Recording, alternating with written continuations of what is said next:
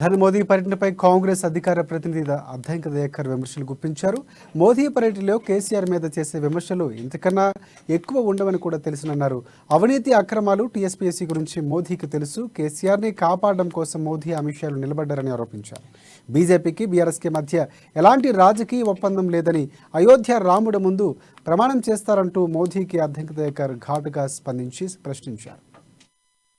తెలంగాణ అంటే వ్యతిరేకించే వ్యక్తి, తెలంగాణ పుట్టుకను ప్రశ్నించిన వ్యక్తి కాబట్టి ఇలా తెలంగాణ కోసం ఏం చేయకపోయినా సరే ఈ రాష్ట్ర ప్రభుత్వం మోడీని ఏమనదు. 1000 కోట్ల రూపాయల దోపిడీ ఇలా ఇక్కడ జరుగుతున్నా కూడా ఎన్నికల ఖర్చు పెట్టేంత స్థితికి కేసీఆర్ ఎదిగినా కూడా తనలో అవినీతిని చూసి తెలుసుకుంటాడు తప్పితే ఎలాంటి చర్యలు తీసుకోవడం మాకు తెలుసు కాబట్టి ఇలా మేము ఆరోపిస్తున్నాం. మీకు బీఆర్ఎస్ కు మధ్యన ఎలాంటి రాజకీయ రహస్య ఒప్పందం లేదని మీకు అనిపిస్తే ఈ దేశ ప్రజలు విశ్వసించే అయోధ్య రాముని ముందు మీరు ప్రమాణం చేయగలుగుతారా? ఈ దేశంలో రాజకీయాలను భ్రష్టు పట్టించడానికి మీరు చేస్తున్న రాజకీయ ఎత్తుగడల్లో భాగంగా బి టీమ్